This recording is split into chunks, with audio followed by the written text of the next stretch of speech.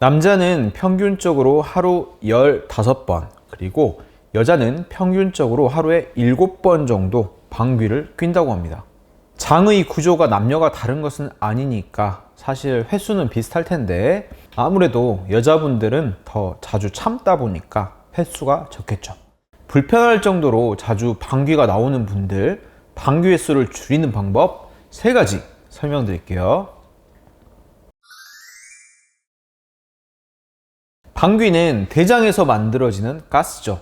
대장 자체가 방귀를 만들어내는 것이 아니라 대장에 사는 세균들이 음식 찌꺼기를 발효시키는 과정에서, 즉 똥을 만들어내는 과정에서 만들어지는 가스예요.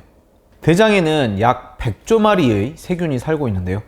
이 세균들이 방귀를 만들어내는 주인공이라는 것을 이해하시면 방귀를 줄이는 방법에 대해서도 쉽게 이해하실 수 있을 겁니다. 방귀를 줄이는 방법 첫 번째로는요, 기상 후 그리고 식사 전에 양치를 하는 겁니다. 우리는 보통 양치는 식사 후에 하는 것으로 알고 있죠. 식사 후에 이나 잇몸 사이에 음식물 찌꺼기가 끼니까 그 음식물 찌꺼기에 붙어서 세균이 증식하는 것을 막기 위해서 식사를 한 직후에 양치를 하는 것이 일반적이겠죠. 하지만 세균이 반드시 음식물 찌꺼기에서만 생기는 것은 아닙니다. 우리 구강은 외부와 접촉하는 곳이라서 사실 늘 세균들이 침입을 받고 있어요. 구강의 세균들이 음식물과 섞여서 위장이나 대장으로 들어가면 소화관에서 가스가 더욱 많이 발생하면서 방귀를 만들어낼 수 있는데요. 그렇기 때문에 방귀가 너무 자주 나오는 분들은요, 식사 후뿐만 아니라 기상 직후나 식사 전에 양치를 하는 것도 이 소화기 안으로 들어가는 구강 내 세균의 숫자를 줄여서 가스가 만들어지는 양을 줄일 수 있습니다. 다만 식사 전에 양치할 때는 실제 음식 찌꺼기가 끼어 있는 상태는 아니기 때문에 식사 후보다는 훨씬 가볍고 짧게 한 1분 정도만 하셔도 충분합니다. 양치가 너무 번거롭다면 가볍게 가글액만 사용하셔도 되는데요. 다만 이때는 알코올을 주성분으로 하는 독한 가글액보다는 비알코올성 가글액을 쓰시는 것을 추천드립니다. 알코올성 가글액을 너무 자주 쓰시면 구강 내 유익균도 다 죽어버리기 때문이죠. 두 번째 방귀를 줄이는 방법으로는요, 가스를 유발하는 음식을 줄이는 건데요. 당연한 얘기지만 유독 가스를 유발하는 음식 종류를 찾아내서 그 음식을 안 먹어야겠죠. 사람마다 방귀를 유발하는 음식의 종류는 다른데요. 그것은 사람마다 대장의 세균 구성이 다르기 때문이에요. 즉, 내가 현재 가지고 있는 대장의 세균들이 좋아하는 음식이 따로 있다는 것이죠. 비율이 높은 순서대로 음식 종류를 말씀드리겠습니다.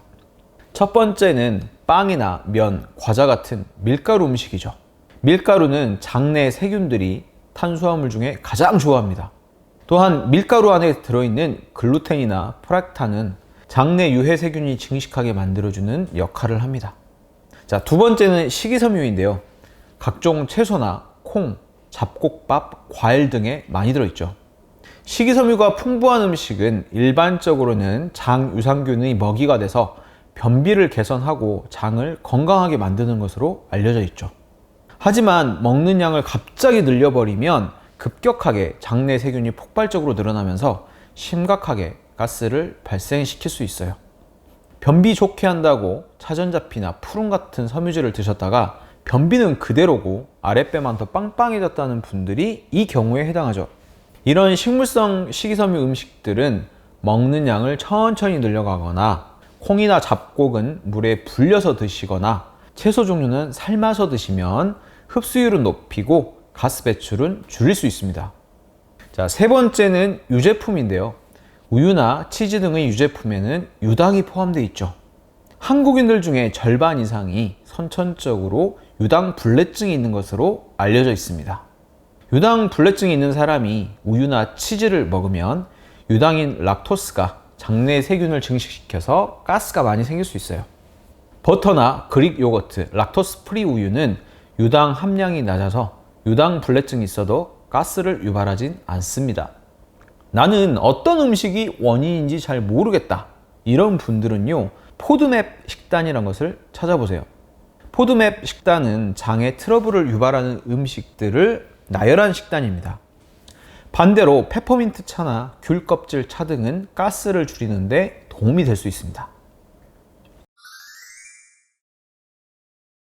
마지막 세 번째 방귀를 줄이는 방법으로는요, 골반의 순환을 도와주는 것인데요.